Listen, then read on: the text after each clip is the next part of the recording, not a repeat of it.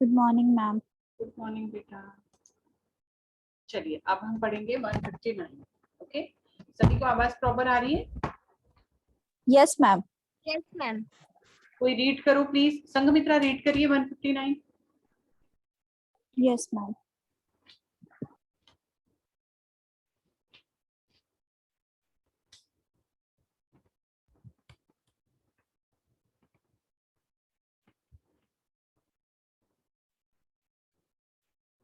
Did it?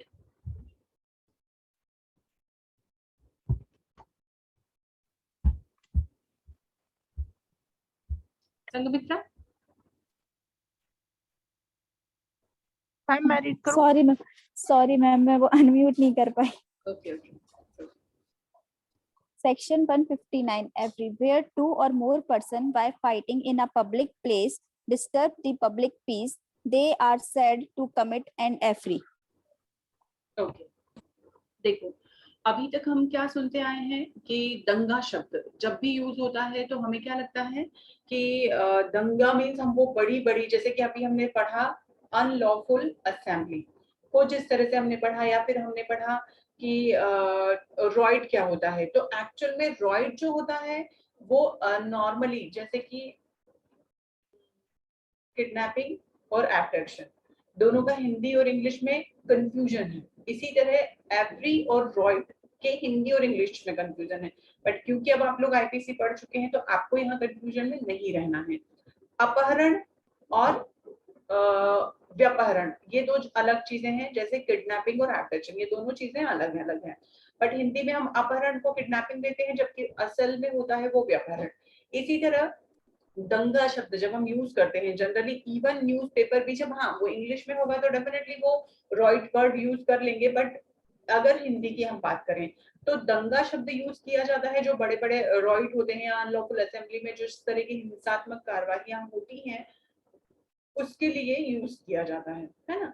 पर जो normally देखा जाए तो कितना सिंपल सा मतलब है दंगे का, जब कि दो या दो से अधिक व्यक्ति लोक स्थान में लड़कर लोक शांति भंग करते हैं तो ये कहा जाता है वो दंगा कर रहे हैं।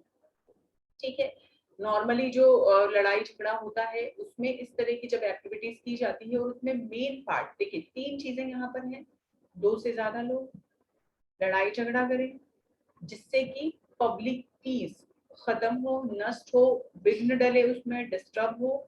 ये तीन एलिमेंट हमेशा, पहले भी मैंने कहा है, हर एक सेक्शन को इसे ब्रेक कर लिया करें। कितने पार्ट है इसके? सी,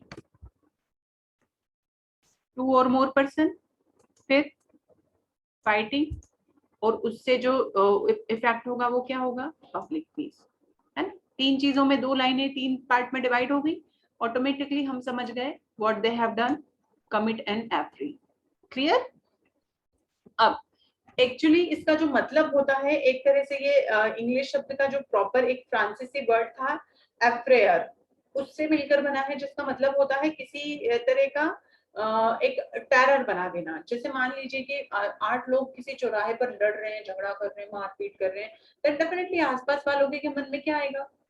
उनकी मेंटल पीस डिस्टर्ब होगी, उन लोगों के मन में डर आएगा कि नहीं ये चीजें कहीं हम पर ना आ जाए, या इससे अगर कोई ऐसी चीज ना हो जो कि हमारे ऊपर इफेक्ट करे। अब क्या इसके लिए जरूरी है कि आप लोग हाथापाई करें तो ही ये वाला सेक्शन एप्लीकेबल होगा? Anyone can answer me? क्या सिर्फ हर चीज से पब्लिक पीस डिस्टर्ब होगा या नहीं होगा? यस मैम, हो सकता है। केस लिखिए इसके लिए। Yes ma'am. मगन छिन्ना versus state of Andhra Pradesh.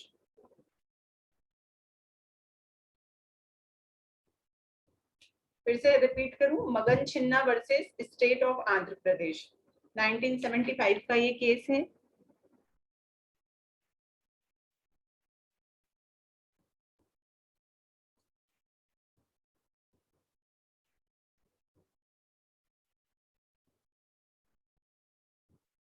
लोक शांति भंग होना, देखिए मेन जो पार्ट है इस सेक्शन का वो है कि इसमें ये जरूरी है कि लोक शांति भंग हो। अगर बहुत ज्यादा आप अश्लीलता या अभद्र भाषा का प्रयोग करते हैं, बहुत ज्यादा उस लेवल पर आ जाते हैं जिससे कि आसपास रहने वालों को बहुत ज्यादा प्रॉब्लम होती है, तो इस तरह की चीजों को हम इस कैटेगरी में रख सकते हैं। पर इसमें ये भी है कि भीड़ इकट्ठा हो जाए, न्यायालय अवरुद्ध हो जाए, सिर्फ इवन कुछ केसेस ऐसे भी हैं कि जैसे मान लीजिए कि सिर्फ गालियों का उपयोग हुआ है और वो लोग बहुत दूर हैं, तो यहाँ हर एक चीज को हम इसमें शामिल नहीं कर सकते। अलग अलग टाइम पर अलग अलग केसेस में जुडिशरी ने कुछ इंटरप्रिटेशन किए हैं, इसलिए कई आपको इस तरह की चीजें भी पढ़ने को मिलेंगी कि कहीं पर उन चीजों को इसमें शामिल किया गया, कहीं पर अकॉर्डिंग टू सिचुएशन की दो लोगों ने आपस में दो चार भाई ही हैं, आपस में एक दूसरे को कुछ कहा सुनी हुई, इस तरह की एक्टिविटीज हुई और वो लोग वहां से चले गए, तो यहाँ पर अगर पब्लिक पीस पर उसका कोई इफेक्ट नहीं होता है तो इन चीजों को इस कैटेगरी में शामिल नहीं किया जाएगा, क्योंकि कॉमनली गुस्से में, अग्रेशन में इस तरह की चीजें हो जाती हैं। तो अगर हर चीज को इसमें शामिल किया जाए जिससे कि बहुत ज्यादा लोगों पर इफेक्ट नहीं पड़ता, कल के सेक्शन की अगर कल जो सेक्शन हमने पढ़े थे 153A में आप लोगों को अगर याद हो तो एक मैंने बलवंत सिंह का केस आप लोगों को समझाया था, जिसमें मेन पार्ट यही था कि भड़काने में क्या पब्लिक भड़क गई, विरोधी जो नारे लगाए गए थे, धर्म विरोधी या खालिस्तान पाकिस्तान, खालिस्तान जिंदाबाद के जो नारे लगाए गए थे, उससे पब्लिक को कोई असर नहीं हुआ, तो क्या हुआ, उन्हें कोर्ट ने बरी कर दिया। क्यों? क्योंकि आपका जो मेन ऑब्जेक्ट या जो मेन पॉइंट है ये वाला, ये जब तक अफेक्टेड नहीं होता है तब तक आपका ये पार्ट अगर होता भी है और इससे इसको कोई फर्क नहीं पड़ता है तो इट्स ओके फाइन। पर हाँ, हार्ट, ग्रीवियस हार्ट और बहुत ज्यादा क्रिमिनल फोर्स और वो सारी चीजें फिर अलग हैं, डिपेंड करता है क्राइम किस तरह का किया गया है। क्योंकि देखिए एक केस लिखी इसमें गंगाधर गुरु versus state of Orissa, same चीजें जो मैंने अभी आपको एक्सप्लेन की एज इट इज यहाँ पर बोली गई है। पब्लिक पीस का डिस्टर्ब होना it's mandatory part for this offence. अब अगर मैं पूछूं कि रॉइट में और एफरी में क्या फर्क है, तो अगर कोई बताने में इंटरेस्टेड है तो आई विल बी हैप्पी। है कोई एक लाइन भी अगर कोई बता सकता है? मैम जो राइट होता है उसमें 5 और मोर पर्सन्स होते हैं, और उसमें अगर न्यूसेंस ना भी हो और कुछ ऐसा एक्ट हो रहा है तो भी वो राइट माना जाएगा। और एफरे में 2 और मोर पर्सन्स हैं और जो पब्लिक पीस को डिस्टर्ब कर रहे हैं तो वो एफरे है। Very good. Means specially every yes every can be committed in ma'am every can be committed in private place but right cannot be committed in private place. Very good. Means यहाँ basically किन चीजों का difference है? पहले तो people जो members हैं उसका है, देन प्लेस। आप इसको जब इसका डिफरेंस लिखे ना तो इस तरह से भी लिख सकते हैं। इवन आईपीसी में कई सारी चीजों के बीच में जब डिफरेंसेस लिखे जाते हैं तो आप इस तरह से लिख सकते हैं, मेंबर्स, प्लेस, ऑफेंस की कैटेगरी और पनिशमेंट, है ना। इस तरह से जब आप कोई भी डिफरेंसेस लिखते हैं ना तो आप इस तरह से उसमें लिख सकते हैं कि भाई डिफरेंस किस किस चीजें में है, ऑफेंस जो किया गया है उसकी जो मतलब सेक्शन के साथ आप डिफाइन करेंगे। जैसे इसमें मेंबर एक में 5 होने चाहिए, एक में 2 होने चाहिए। फिर पनिशमेंट भी आप देखेंगे तो रॉइड का पनिशमेंट ज्यादा है, दंगे का कम है। इसी तरह ये प्लेस, पब्लिक प्लेस पे भी किया जा सकता है, प्राइवेट प्लेस पे भी किया जा सकता है, क्या रॉइड। बट अगर हम सिर्फ एफरी की बात कर रहे हैं तो definitely it should be done at public place. और इसी तरह जो रॉइड है इसमें पर्टिकुलर हर पर्सन को हम पनिश करेंगे अगर वह उसका मेंबर है तो। ये आप लोग अच्छे से याद रखें, 149 हम लोग पढ़ चुके हैं। पर अगर इसमें वही लोग शामिल होंगे दंगे में, सिर्फ वही, जैसे 2 लोगों के बीच झगड़ा है या 2 से 3 लोगों के बीच झगड़ा है, तो 3 लोग ही आसपास की भीड़ खड़ी है, तमाशा देख रही है, they are not part of this act. क्यों? क्योंकि वो लोग खड़े हैं, तमाशा देख रहे हैं। होता ही है आमतौर पे इंडिया में तो इस तरह की चीजें होती, 3-4 लोग लड़ाई कर रहे हैं, आसपास के 50 तो लोग और इकट्ठा हो जाएंगे और उस भीड़ को, मतलब उस झगड़े को ऐसे लाइव उसको देखने में लोगों को पता नहीं बड़ा इंटरेस्ट आता है, तो ये भी होता है। तो बट वो लोग क्या इसका पार्ट है? नहीं। बट अगर बलवे में इस तरह की चीजें होती कि आप उसका पार्ट है, आप उस भीड़ के सदस्य हैं, then you will be punished, है ना। तो यहाँ पर असॉल्ट में जो फर्क है वो हम जब असॉल्ट पढ़ेंगे तभी मैं आपको समझाऊंगी। उसका कारण ये है कि जैसे हमने 149 के साथ जब आपने 34 को पढ़ा तो आई थिंक शायद ज्यादा बेहतर समझ में आया। तो पहले जिस चीज को समझना है डिफरेंस को जिसका समझना है उसके पहले मीनिंग को हम अच्छे से समझ लें। तो रॉइट में, एप्री में और असॉल्ट में क्या डिफरेंस है, जब हम असॉल्ट पढ़ चुके होंगे तब आपको ऑटोमेटिकली बहुत अच्छे से क्लियर हो जाएगा। ठीक है, अभी ये सेक्शन सभी को समझ आया? 159? Yes ma'am. Yes ma'am. गली मोहल्ले में, रोड पे, सड़क पे जो होते हैं वो सब इसी के अंतर्गत आते हैं। जब 2-3 लोग आपस में भिड़ जाते हैं वो सारा इसी में आता है। 160 क्या होगा इसके लिए पनिशमेंट? बहुत कम है, 1 मंथ और 100 रुपीज। ठीक है, तो यहाँ पर हमारा ये जो चैप्टर है ये खत्म होता है। अब हमारा नया सेक्शन स्टार्ट हो रहा है। देखिए यहाँ पर एक चीज मैं क्लियर करूं, क्योंकि ये बहुत छोटा सा अपराध है ना। अब आपको ये चीजें आई थिंक ऑटोमेटिकली समझ आने लगी होंगी कि अपराध किस तरह का है, उस तरह का पनिशमेंट दिया जाता है। देखा आपने कि ये एक जनरल सी चीजें हैं जो होती ही हैं आमतौर पर गली मोहल्लों में, रोड पर, पब्लिक प्लेस पर इस तरह की चीजें हो जाती हैं। देन उसमें अगर कोई जाकर एफआईआर दर्ज करता है तो उसके लिए जो हो सकता है, अगर व्यक्ति का ट्रायल चलाया जाए तो उसे जो पनिशमेंट मिलेगा वो कितना हो सकता है? 1 मंथ का ओनली। ठीक है, फिर है punishment. We have done chapter 9 of offences by और रिलेटिंग टू पब्लिक सर्वेंट। अब ये जितने भी ऑफेंसेस में हैं किसके द्वारा किए जाते हैं? लोक सेवक द्वारा या उनसे संबंधित अपराधों के विषय में। ऑफ ऑफेंस बाय और रिलेटिंग टू पब्लिक सर्वेंट, और मींस यहाँ पर जैसे मैं कहूँ कि क्या इज इट पॉसिबल, मतलब कहीं कोई कंफ्यूजन है कि पब्लिक सर्वेंट कैसे अपराध करेगा? Is it possible? मैम कर सकते हैं। कर सकते हैं मैम। यस मैम, कर सकते हैं। करप्शन की करप्शन। बजाय सिंपली आप एक लाइन बोल सकते हैं, अपने अधिकारों का दुरुपयोग करके। सिंपल है ना, कि जो पावर्स उन्हें दिए गए हैं जब वो उन राइट्स को मिसयूज करेंगे देन डेफिनेटली क्या होगा, हम ये बोल सकते हैं कि उन लोगों ने अपराध किया है या उन्होंने कोई ऐसा ऑफेंस किया है जो कि नहीं किया जाना चाहिए। आप लोगों को स्टार्टिंग में मैंने एक चीज समझाई थी, ओमिशन। और ओमिशन में मैक्सिमम जो एग्जांपल्स मैंने दिए थे वो पब्लिक अथॉरिटीज के थे, इफ यू रिमेम्बर। तो वो सारी चीजें, वो सारी एक्टिविटीज मींस आपको आपकी ड्यूटी किस तरह से करनी है, फर्स्ट थिंग। सेकंड, आप आपके पावर्स का क्या मिसयूज करते हैं, वो चीजें। तो यहाँ पर कुछ चीजें ऐसी हैं जो कि की गई हैं, की जाती हैं, जैसे कि यहाँ पर आप देख सकते हैं 161 to 165A repealed by the Prevention of Corruption Act 1988। क्यों इसे ओमिट किया गया या रिपील्ड किया गया? क्योंकि इसमें जितनी भी एक्टिविटीज बताई गई थी वो सारी की सारी इस पर्टिकुलर एक्ट में कवर हो जाती हैं। करप्शन, भ्रष्टाचार निवारण अधिनियम 1988 लिख लीजिएगा। तो 161 से लेके 165 ए तक की जितनी भी चीजें हैं वो यहाँ पर आपका जो भ्रष्टाचार निवारण अधिनियम है उसके द्वारा समाप्त कर दी गई है। बट फिर भी मैं आपको एक लाइन में कुछ चीजें बताऊंगी, जैसे 161 लोक सेवक द्वारा वैध पारिश्रमिक के अलावा परितोषण लिया जाना। मतलब आप क्या कर रहे हैं, रिश्वत ले रहे हैं। फिर लोक सेवक पर भ्रष्ट या अवैध साधनों का द्वारा असर डालने के लिए पारितोषण लिया जाना। लोक सेवक द्वारा व्यक्तिगत असर डालने के लिए पारितोषण लिया जाना, मतलब ये सारा ब्राइब वाला है।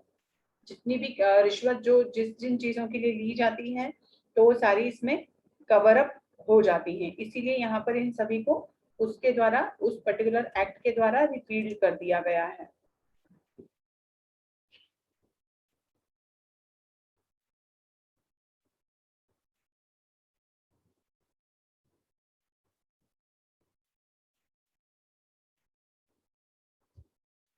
इसमें एक केस का नाम लिखिए, चूंकि रिपील्ड हो गया है बट फिर भी एक केस है जो आपकी रेफरेंस बुक में आपको पढ़ने को मिलेगा। Shrimati Meena versus state of Maharashtra, Meena Balwant versus state of Maharashtra.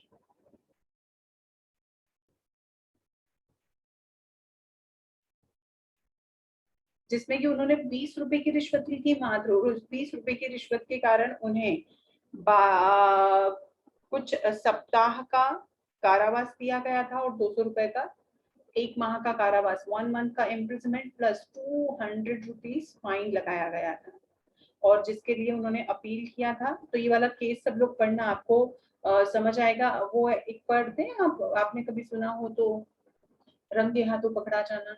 तो पहले सीबीआई और ये जो चीजें हैं, मतलब जो इस तरह की एक्टिविटीज को कंट्रोल करती हैं, वो लोग क्या करते थे कि जैसे किसी को रिश्वत लेते रंगे हाथों अगर पकड़ना होता था, तो उस पर ऐसा कुछ पाउडर डाला जाता था, किस पर, नोट पर, कि जब आप उस, वो सूखा एक तरह का कलर होता है जो उस पर लगा दिया जाता है, और वही जब पैसे दिए जाते हैं और फिर जैसे कि ट्रैप किया जाता है, ट्रैप समझते हैं ना, रेड पड़ती है या फिर ट्रैप किया जाता है रंगे हाथों, तो उसमें फिर उनको हाथ धोने के लिए कहा जाता है, जिसमें उनके हाथों पर कलर आता है। इसीलिए वो जो एक आप सुनते हैं ना, रंगे हाथों पकड़ा जाना, ये उस तरह से होता है।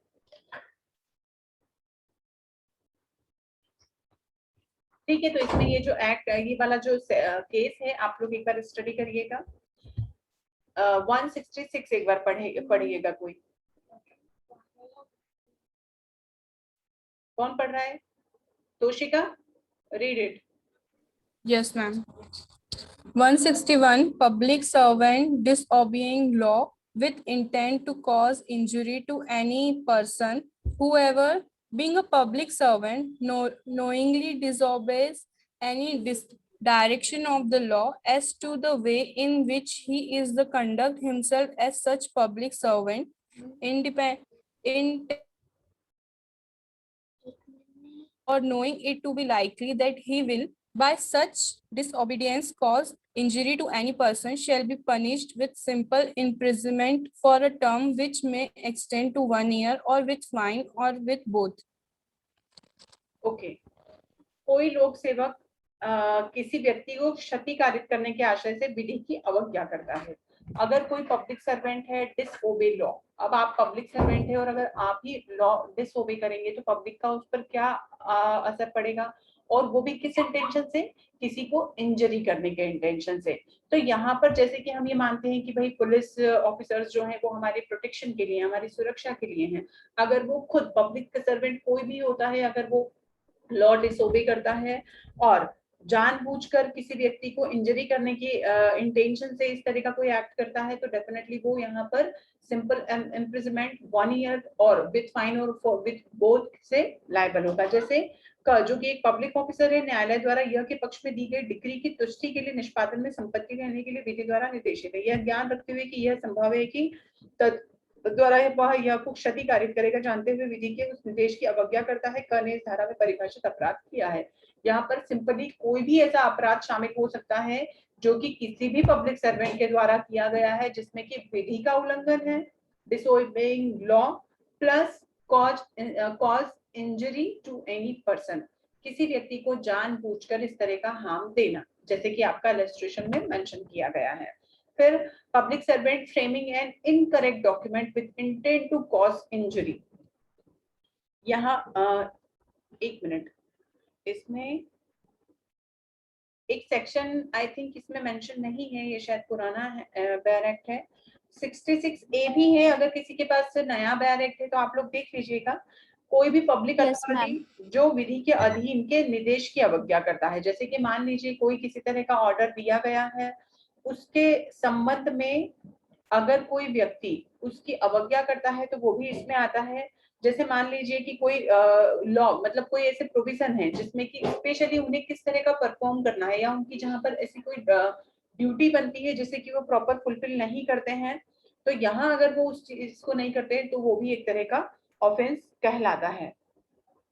जैसे किसी चीज का अन्वेषण करना, विनियमित करने वाली विधि के द्वारा अन्य निर्देश देना, सीआरपीसी की कुछ प्रोविजंस हैं इसमें।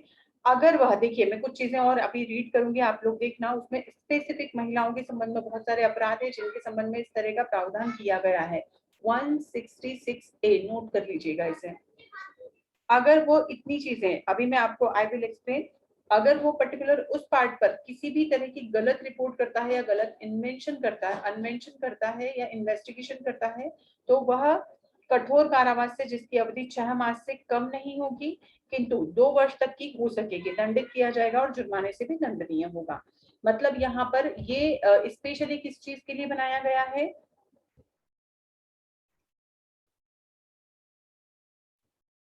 इसकी डेट लिखिएगा जो ये इम्पोज किया गया है या जो अमेंडमेंट हुए हैं 3 फरवरी 2013 को ये इसमें अमेंडमेंट किया गया था और 166A को ऐड किया गया है। तो ये जो स्पेशली जो बनाया गया है वो किसके लिए? इन्वेस्टिगेशन ऑफिसर के लिए, इन्वेस्टिगेशन ऑफिसर के लिए, क्योंकि उनके कुछ कर्तव्य होते हैं, उनकी कुछ ड्यूटीज होती हैं जिसके अकॉर्डिंग। देखिए एक चीज मैं आपको बताऊं, सिंपली क्रिमिनल जो प्रोसीजर होता है उस क्रिमिनल प्रोसीजर में, एक मिनट के लिए आई विल स्टॉप शेयरिंग। क्या होता है कि मान लीजिए कि किसी तरह का एसिड अटैक हुआ है, ठीक है। अब जैसे हमने देखा कि पुलिस वाले रिश्वत ले लेते हैं, कुछ सेक्शंस जो कि लगाए जाने चाहिए या कुछ ऐसी चीजें जो कि एक्चुअल में हुई हैं, अगर एफआईआर में उन चीजों को छोड़ दिया जाए, जैसे मान लीजिए किसी व्यक्ति ने किसी के ऊपर घोर उपहति किया है, आपने उसे घोर उपहति में ना लेकर हर्ट में ले लिया, क्योंकि इन्वेस्टिगेशन के समय पर पुलिस वालों के हाथों में बहुत चीजें होती हैं कि वो उस केस को कितना स्ट्रॉन्ग कर सकते हैं विक्टिम के पार्ट पर या कितना वीक कर सकते हैं एक्यूज के पार्ट पर, है ना।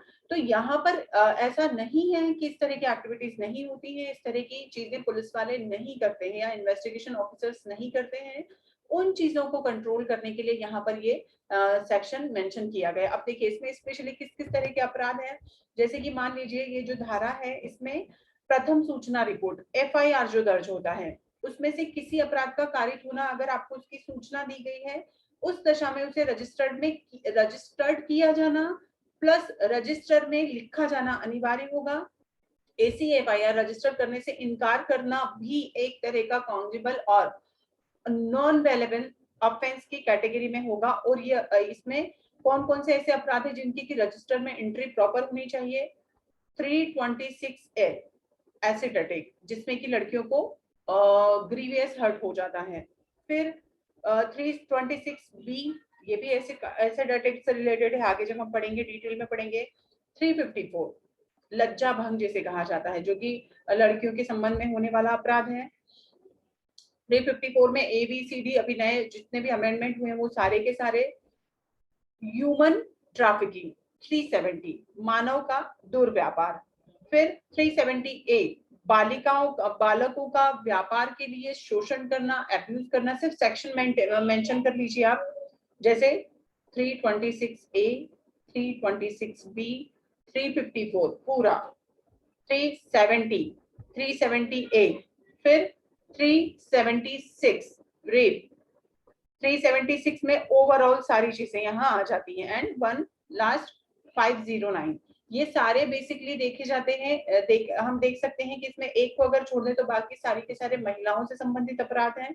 अगर इस तरह का कोई एफआईआर दर्ज किया गया है तो उसकी प्रॉपर एंट्री, प्रॉपर इन्वेस्टिगेशन, कहीं भी किसी तरह के इग्नोरेंस या किसी चीजों में कोई लूप होल या ओमिशन अपनी ड्यूटी या रिस्पॉन्सिबिलिटी के प्रति अगर कोई इन्वेस्टिगेशन ऑफिसर का पाया जाता है तो वो यहाँ पर इस सेक्शन में उनके ऊपर कार्यवाही भी हो सकती है, ठीक है। इसी तरह 166B आप लोग लिखेंगे, पीड़ित का उपचार न करने के लिए दंड। जो विक्टिम है उसे प्रॉपर ट्रीटमेंट अगर नहीं दिया गया है, जैसे कि अगर रेप विक्टिम है तो उसे प्रॉपर इन्वेस्टिगेशन के साथ उसका इमीडिएट प्रॉपर ट्रीटमेंट स्टार्ट होना चाहिए। ये भी आपके इन्वेस्टिगेशन ऑफिसर्स या जो भी हैं उन लोगों की रिस्पॉन्सिबिलिटी होती है। एसिड अटैक हुआ है तो आप लोग अभी सीआरपीसी पढ़ेंगे तो उसमें इस तरह के प्रोविजंस ऐड किए गए हैं कि जो विक्टिम है क्या उसे कंपनसेशन दिया जाए, जैसे एसिड अटैक हुआ है, रेप विक्टिम है तो क्या उन्हें कंपनसेशन भी दिया जाए, उनके इलाज की क्या फैसिलिटीज होंगी, मतलब एक तरह की जो भी रेमेडी है ये मींस उनके लिए क्या उपचार हो सकते हैं, उसके लिए अभी लास्ट कुछ ईयर्स में हमारे यहाँ बहुत सारे अमेंडमेंट हुए हैं। और जब महिलाओं से संबंधित जो भी अपराध होते हैं, जितने भी क्राइम अगेंस्ट वुमेन है उसमें आप देखेंगे तो उन वो कई सारे अमेंडमेंट हम देखते हैं सीआरपीसी में, आईपीसी में, इवन एविडेंस एक्ट में, है ना। तो ये भी उसी से संबंधित है। कोई भी लोग या प्राइवेट अस्पताल, चाहे केंद्र सरकार का हो, राज्य सरकार का हो, स्थानीय निकाय या किसी अन्य व्यक्ति द्वारा चलाया जा रहा हो, जिसने भी एफआईआर दर्ज किया है मींस बाहर साधक जो अधिकारी है उसे किसकी सीआरपीसी का जो सेक्शन है 357 का बी मेंशन कर लीजिए। सीआरपीसी का सेक्शन 357 बी किसका माइक खुला है?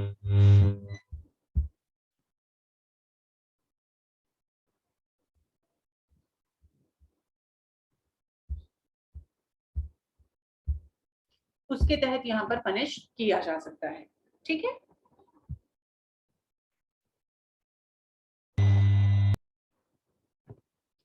क्योंकि यहाँ पर ये अब ये चीजें बहुत ज्यादा जरूरी हैं। सीआरपीसी में बहुत इस तरह की चीजें 357 का भी आप लोगों ने नोट किया है। 357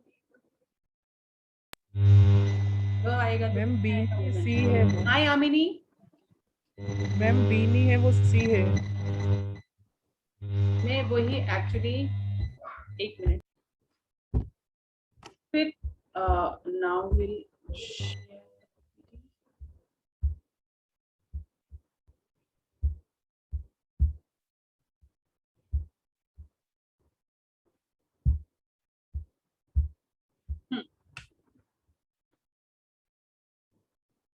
फिर है आपका 67 public servant framing incorrect document with intent to cause injury. अगर किसी तरह के दस्तावेज किसी जानबूझकर किसी व्यक्ति के लिए अगेंस्ट में बनाने के लिए कोई दस्तावेज करता है, तो यहाँ पर देखिए 57 58 ये सारे करप्शन और उसी तरह की एक्टिविटीज हैं। 59 69 68 67 ये 3 सेक्शन आप लोग रीड करिएगा। मैं आपको इंपॉर्टेंट सेक्शन पढ़ा दूं।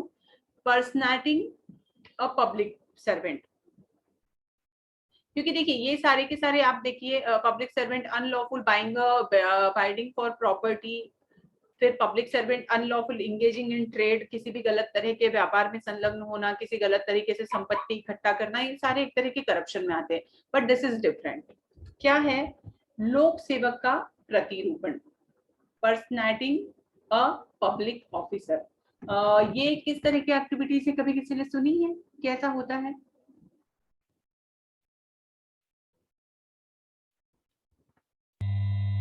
एनीवन? मैम रिपीट कर दीजिए। इस तरह की एक्टिविटीज कभी आपने सुनी है कि कहीं होती हैं? पर्सनैटिंग अ पब्लिक सर्वेंट, देखिए अगर नहीं सुना है तो आई विल एक्सप्लेन। कई बार अगर आप लोगों ने शायद देखा है, I don't know, even movies में तो देखा होगा, कुछ लोग पब्लिक ऑफिसर बनकर या पुलिस का यूनिफॉर्म पहनकर वो जो बाईपास या मेन रोड होता है उस पर ट्रकों को रोककर उनसे वसूली करते हैं। ये होता है एक्चुअली।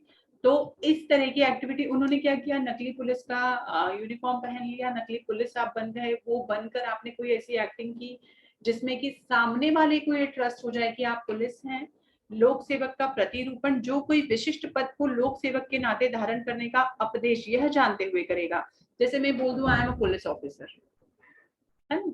अभी मैं नहीं हूँ, मेरे पास नकली आईडी है, मेरे पास यूनिफॉर्म है, और अभी मैं नहीं हूँ, आई एम नॉट, यह पद धारण करता है या ऐसा पद धारण करने वाले किसी अन्य व्यक्ति का छद्म प्रतिरूपण करेगा, तो ऐसे बनावटी रूप में पदाभास से कोई कार्य करेगा या करने का प्रयत्न करेगा, वह दोनों में से किसी भांति के कारावास से, जिसकी अवधि 2 वर्ष तक की होगी, जुर्माने से दंडित किया जाएगा। जब कोई व्यक्ति पब्लिक ऑफिसर का नाम यूज करता है या वो जो नहीं है, even he is not, but फिर भी वो ये ट्राई करता है कि किसी को इस तरह का विश्वास हो और उसके तहत, उस पोजीशन के तहत झूठी चीजों के साथ वो इस तरह का कोई एक्ट करता है, इवन करने की कोशिश करता है, तो भी वो यहाँ पर इस कैटेगरी में क्राइम की वो यहाँ पर क्राइम की कैटेगरी में आता है। मतलब कई बार लोग करते हैं ना, हम देखते हैं कि पुलिस ऑफिसर के नाम से या किसी और पब्लिक अथॉरिटी के नाम से उसके पद पर होने की धूस जमाना और किसी व्यक्ति को धमकाना या कोई ऐसा काम करना जिससे कि सामने वाले के मन में डर पैदा हो, या आप इलीगल काम, मतलब यहाँ पर कोई भी ऐसी इलीगल एक्टिविटीज अगर की जाती है, इवन लीगल भी हो, किसी भी तरह का हो, मतलब आपने ये किया कि आप झूठा किसी का नाम ले रहे हैं, अपने आप में क्राइम है। ठीक है, मतलब आप जिस पोजीशन पे नहीं है और आप अगर बोलते हैं कि I am police officer, I am SP of Dewas या इंदौर, अगर आप नहीं हैं देन डेफिनेटली यहाँ पर आप क्राइम करते हैं। तो इस तरह की चीजें की जाती हैं, इसीलिए यहाँ पर अगर कोई व्यक्ति इस तरह की चीजें करता है तो उसके लिए जो पनिशमेंट होगा वो 2 years का होगा। फिर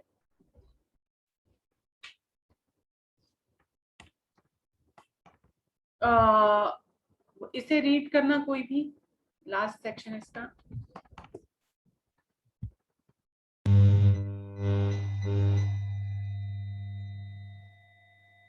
रोहित, आवाज आ रही है रोहित? Yes, ma'am. रीड करिए इसे। Wearing, grab, or carrying token used by public servant with fraudulent intent.